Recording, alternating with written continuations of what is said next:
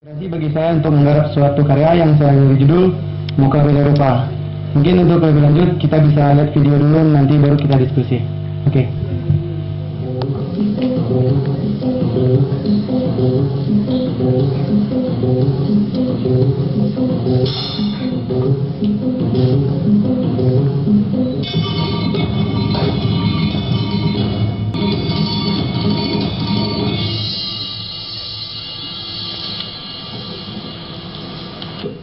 Sedikit pembahasan tentang Muka Beda Rupa. Mungkin pada sebelumnya di karya ini merupakan karya akhir saya yang mana pembimbing karya pada karya ini yaitu Bapak Elizar SSKar MSN, dan pembimbing tulisan yaitu ada tadi Bapak Lisandra Jaya SSN MSN. Dan untuk mungkin sekedar perkenalan aja, pada player saya tadi yang bermain di sebelah kiri itu ada Manjang, ada Sofian, dan ada Acif Askan. Dan yang di tengah ada Vicky, Ajo, ada Jangguang SSM Cawan MSN, dan Ucil, dan juga saya. Dan yang pada bagian sebelah kanan yaitu ada Dudi Nurmalini sama Sadri Taufi.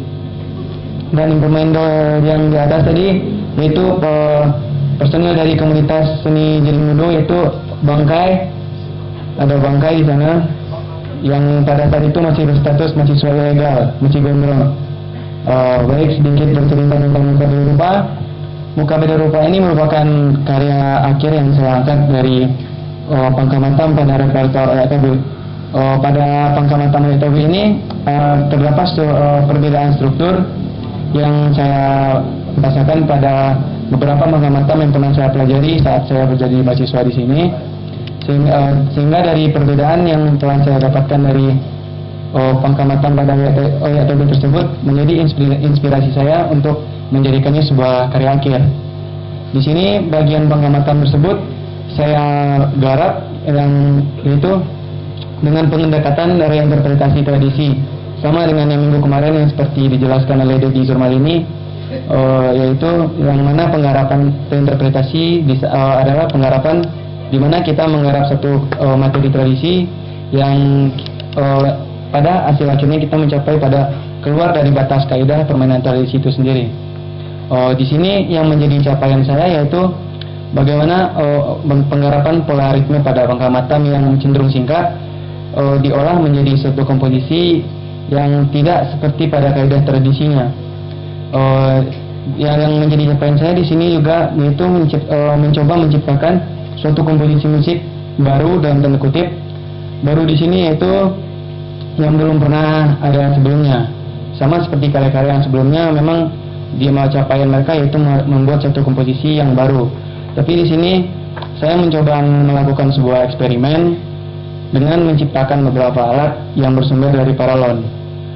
Dan itu ada paralon, pipa PVC, juga pipa besi.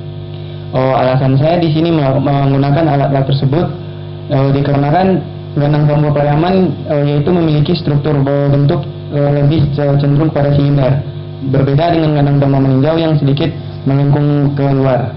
Sehingga secara penerjemahan dari saya pribadi, Ganang Tambo Pariaman tersebut lebih kalau diibaratkan sama dengan pipa tersebut, yaitu berbentuk silinder. Maka dari itu saya memilih pipa dalam tanda yang khususnya itu pipa. Kenapa saya memilih pipa, yaitu karena pipa dan Ganang Tambo Pariaman memiliki kesamaan bentuk yaitu berupa silinder. Di sini pada bagian yang di tengah tadi saya juga menggunakan ada beberapa instrumen yang terbuat dari pipa besi. Penjelasannya sedikit kenapa saya menggunakan pipa besi. Pada ensemble Ganang Tambo Pariaman terdapat dua instrumen, yaitu ada Ganang Tambua dan Ganang Tasa. Ganang Tambua yang mewakili warna bunyi low pada ensemble permainannya, sedangkan Ganang Tasa mewakili warna bunyi yang high. Maka dari itu penerjemahan saya kepada instrumen, saya menjelaskan yang warna bunyi high yaitu saya jatuhkan kepada pipa besi, dan yang warna bunyi low saya jatuhkan kepada pipa paralon. Mungkin nanti ada yang bertanya kenapa harus pipa, dan itu jawabannya satu, materi. Sama seperti yang pernah ditanya kenapa tidak menggunakan pipa yang lebih besar ya. Setidaknya saya juga dari analisa tersebut saya juga menyeimbangkannya dengan apa yang bisa saya lakukan, karena saya tidak ingin terlalu mencapai terlalu tinggi, karena bisa proses memiliki jangka waktu. Di saat saya terlalu sibuk dengan pembuatan instrumen, mungkin bisa akan melalaikan saya dalam dalam jangka waktu berproses. Maka dari itulah saya menggunakan materi yang bisa dibilang cenderung bisa ditemukan di tempat-tempat yang bisa saya dapatkan di kota ini. Untuk pencapaiannya di sini yaitu saya melakukan pembuatan instrumen, mungkin bagian yang di kiri tadi itu adalah paraduo. Paraduo yaitu instrumen yang terdiri dari dua pipa paralon yang dimainkan oleh tiap orang, yang mana pipa tersebut memiliki panjang yang berbeda, sehingga dari panjang yang berbeda tersebut memiliki warna bunyi yang berbeda dari setiap pipa-pipa yang dimainkan. Sama halnya dengan yang di tengah ada para wiwi dan para wawa, dan juga ada para bomba yang berasal dari pipa paralon. Pipa tersebut memiliki ukuran panjang yang berbeda, yang disusun di atas sebuah kayu, yang pada ujung-ujung setiap pipa saya gunakan elbow yaitu sambungan pipa paralon yang melengkung. Itu saya pasang pada setiap atas pipa tersebut. Dan di situ juga ada pipa besi yang juga memiliki panjang yang tidak sama pada setiap besinya.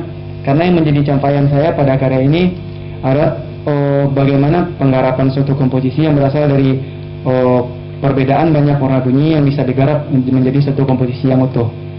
Dan pada bagian yang berdua tadi itu adalah paralobas, itu paralon yang dengan saya lupa. Yang di tengah tadi itu untuk para bomba merupakan instrumen yang terdiri dari pipa paralon yang dengan ukuran 3 inci. Sedangkan para wawa yaitu dengan ukuran 2 inci, dan para wiwi pada paralon ukuran 1,5 inci. Dan para lobas itu dengan pipa paralon ukuran 3 dan 4 inci, yang pada bagian ujungnya saya tempelkan balon yang sebagai yang penghasil bunyi pada instrumen tersebut, yaitu balon. Dan itulah instrumen yang saya coba buat untuk pada karya akhir saya, dan ya itulah dia. Mungkin sedikit itulah penjelasan dari saya. Ya, itulah tadi sedikit penjelasan dari Cahai tentang karya Muka Beda Rupa tadi. Bagi teman-teman, bapak-bapak atau ibu-ibu, teman-teman yang di belakang, mungkin ada yang menjadi tanda tanya ataupun masukan, atau yang ingin ditambahkan lagi, mungkin rasa-rasanya ada yang kurang di karya Cahai tadi, boleh untuk berbagi pada Cahai. Assalamualaikum warahmatullahi wabarakatuh.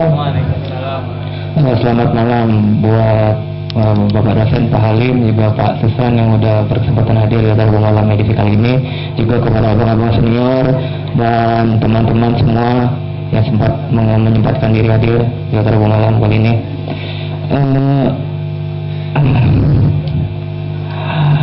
Kagum sama karya Bang Cahai, luar biasa. Boleh dong panggil tepuk tangan sekali lagi buat Bang Cahai. Bang Cahai, ini ada yang menjadi pertanyaan di dalam pikiran saya nih. Dari mana Bang Cahai mendapatkan referensi untuk membuat komposisi abang dari karya dari? Apa referensinya, terus dalam karya abang ini apa yang ingin abang ceritakan kepada kami ini? Mungkin itu pertanyaan. Terima kasih. Assalamualaikum warahmatullahi wabarakatuh. Inspirasi dari kalian ini?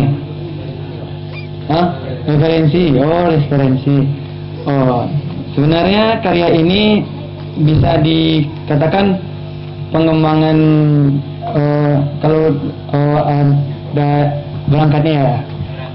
Saya juga apresiasi pasti seperti Blumen, Torrent, ya seperti ya internet. Ya lebih tepatnya referensi saya yang mengingatkan saya itu YouTube. Referensi juga saya jujur, kenapa saya ingin mencoba ini? Saya lebih tepatnya pada ada saudara Agung Perdana, dia juga termasuk referensi influence bagi saya. Di saat karya akhirnya Follow Me, dia berani menggunakan konsep yang berbeda dari teman-teman yang juga menggarap karya pada ujian akhir yang di saat itu. Dari saudara Agung lah yang menjadi dorongan bagi saya. Kenapa kalau Jagung bisa, kenapa saya tidak? Selain itu, pengembangan karya muka beda rupa ini juga lanjutan dari karya komposisi 4 saya, yaitu ada elastisit akustik yang menggunakan lebih fokus kepada balon, dan juga saya menggunakan pipa. Maka dari itu saya memikirkan kenapa tidak saya coba lanjutkan yang komposisi sebelumnya untuk penggarapan instrumen yang saya gunakan pada TA ini. Tapi pada sebelumnya saya belum membuat instrumen, lebih menggunakan lebih ke arah objek saja, bukan ada instrumen seperti itu lagi. Apa lagi? Menceritakan apa? Karya ini. Mungkin dari atau menceritakan sendiri, yaitu ini lebih, kalau untuk cerita gimana ya? Ini lebih penggambaran seperti suasana Oyak Tabui. Oyak Tabui yang mana tadi mungkin dari segi artistik saya menggunakan 5 buah payung dengan balon-balon yang berwarna-warni, beda ukuran, yang berjejer, yang bertebaran di panggung, dengan warna baju yang juga warna-warni. Di sini saya ingin menceritakan bagaimana suasana Oyak Tabui. Mungkin sedikit saya ceritakan payung yang saya ada 5 payung yang saya gunakan di atas itu. Setelah saya juga berdiskusi dengan Pak Susan waktu itu, apa nama payung yang terdapat pada sebelumnya. Tabui sendiri yang saya baca yaitu sebuah peti mati warna-warni yang dihias dalam memperingati Hasan Hussein. Maka dari itu saya tidak menggunakan semua aspek yang terdapat dalam tabui, akan tetapi saya lebih menggunakan objek-objek yang terlihat lebih menonjol dalam tabui itu sendiri, seperti ada payung dengan warna-warni. Jadi untuk penjelasannya, payung yang saya gantung yaitu adalah melambangkan daraga. Daraga itu adalah susunan payung yang berada di atas peti mati, yaitu di atas tabui yang tersusun sekitar 5 buah, yaitu ke arah depan, kiri, kanan, belakang, dan ke arah atas. Akan tetapi penerjemahan saya di sini, saya menyusun payung-payung tersebut secara tidak beraturan. Dan juga pada segi baju, upacara Oyak Tabui sendiri, Oyak Tabui pada yang mana yang digunakan lagu Oyak Tabui ini merupakan pada upacara puncak mau Oyak Tabui. Suasana pada Oyak Tabui itu sendiri bisa dikatakan ramai. Dan seperti yang pernah kita dengar, pasti di saat orang yang menggunakan warna baju yang banyak, ya warna baju campur-campur, pasti orang bilang rame. Jadi rame, penerjemahan saya di sini rame itu dengan banyak warna. Maka dari itu saya menggunakan warna baju dari setiap player itu lebih warna-warni. Jadi kesannya memang menerjemahkan rame itu ke dalam warna baju. Sedangkan pada balon yang saya gunakan di bawah, yaitu itu adalah saya penyimbolan dari setiap orang-orang yang datang pada tabui. Upacara tabui sendiri merupakan upacara yang dihadiri oleh setiap kalangan. Upacara tabui tidak memandang kasta atau status apapun orang yang ada di sana, pasti orang akan datang, karena itu merupakan suatu upacara tradisi yang dihadiri oleh banyak orang. Maka dari itu warna-warni dari warna balon itu merupakan karakter dari beberapa orang, macam-macam orang yang berkumpul dalam satu kerumunan yang menyaksikan Oyak Tabui. Seperti itu lagi. Terima kasih. Paralon dan pipa. Paralon dan pipa pasti pipa besi pada karya tadi pasti memiliki nada. Atas dasar apa nada yang muncul pada pipa dan paralon tersebut, sedangkan tambus sendiri tidak memiliki nada. Untuk pertanyaan pertama saya akan mencoba menjawab. Baik, sebenarnya yang bisa saya jelaskan pada pipa-pipa tersebut, capaian saya di sini bukanlah nada. Yang mana tapi Iki bertanya tadi. Jadi potongan-potongan pipa tersebut saya potong bukan berdasarkan adanya nada patokan saya pada alat tersebut. Ya, karena yang menjadi capaian saya di sini adalah warna bunyi. Atas dasar apa saya mencari warna bunyi? Di sini memang pada Ganang Tambur sendiri tidak menggunakan nada pada ensemble permainannya. Akan tetapi dalam setiap gendang tambur, permainan ensemble Ganang Tambur dimainkan biasanya oleh 5 gendang tambur dan 1 tasa. Akan tetapi dari setiap 5 gendang tersebut, baik itu dari segi tebalnya kayu yang digunakan dalam pembuatan gendang, juga dari erat atau tidaknya membran pada kulit pada gendang tambur, itu akan menghasilkan warna bunyi yang berbeda dari setiap gendang tambur. Jadi mau dipukul seperti gendang doa yang tadi, 3 doa tersebut bisa dikatakan itu tidak menggunakan nada, tapi erat atau tidaknya membran yang terdapat pada gendang tambur tersebut akan menghasilkan warna bunyi yang berbeda pada setiap gendangnya. Jadi saat dimainkan dalam satu ensemble permainan yang utuh, jika didengar secara ensemble dari jauh, atau bisa kita sebut dengan apa? Saya pernah bercerita dengan sama senior namanya overtune series. Permainan warna bunyi yang keluar tersebut akan menghasilkan irama. Meskipun instrumen gendang tambur sendiri tidak menggunakan nada, tapi saat dimainkan dalam satu kesatuan ensemble yang utuh, dia akan menghasilkan irama. Jadi dari hal tersebutlah saya menjadi ide pada saya untuk memotong pipa-pipa tersebut dengan warna bunyi yang berbeda. Saya memiliki potongan-potongan yang berbeda, bukan berarti saya menggunakan nada. Akan tetapi di sini yang menjadi patokan saya yaitu warna bunyi yang berbeda dari setiap pipa tersebut, yang ketika digarap dalam satu kesatuan dapat menghasilkan irama, bukan ada nada-nada yang menjadi patokan. Seperti itu, Ki. Ya. Yang pertanyaan kedua, bagaimana cara mengonsep ide Anda dengan pendekatan karya interpretasi tradisi, dan bagaimana cara mengaplikasikannya ke dalam seni? Bagaimana cara saya mengonsep di sini? Pada dasarnya ide saya berangkat dari Pangkamatam. Adanya perbedaan dari Pangkamatam Oya Tabui dengan Pangkamatam lainnya. Dari perbedaan tersebutlah bagaimana yang mananya pada gendang tambur itu sendiri terdapat 3 struktur. Struktur pertama yaitu Pangkamatam yang terdapat pada bagian depan, matam yang merupakan bagian isi, dan ikomatam yang merupakan bagian akhir dari lagu. Yang dari ketiga tersebut, Pangkamatam cenderung memiliki durasi atau pola ritme yang singkat. Disinilah saya mencoba kenapa saya menggunakan reinterpretasi tradisi, karena di sini saya ingin menggarap suatu kebebasan dengan pola ritme yang singkat dan menjadikannya suatu komposisi yang utuh. Kenapa saya tidak menggunakan yang pendekatan interpretasi tradisi atau kontemporer? Kenapa saya memilih reinterpretasi?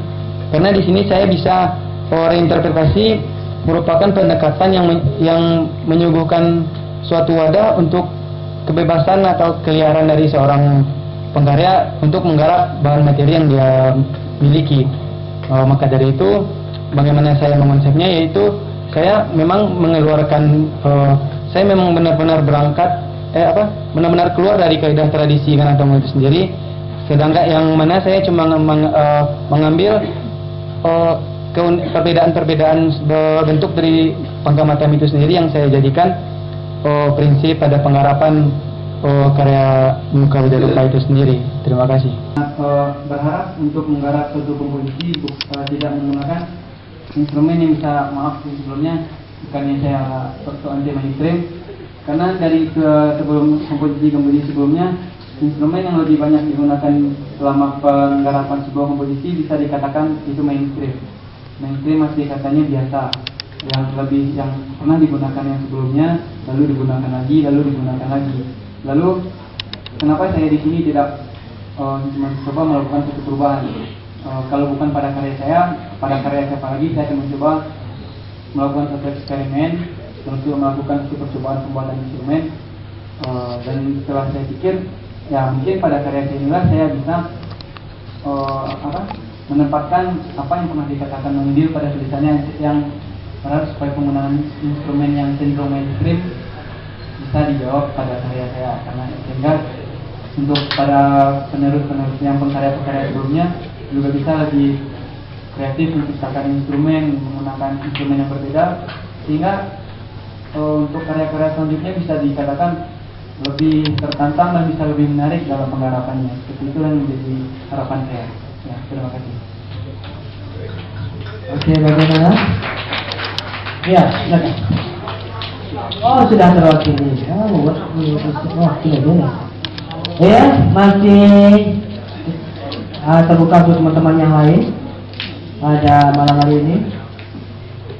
Masukan pun juga nggak apa-apa, pertanyaan juga nggak apa-apa, atau mungkin ada yang tidak tahu nama instrumennya, ada yang tidak tahu yang dipukul Bang Cahaya itu tadi apa, boleh ditanyakan.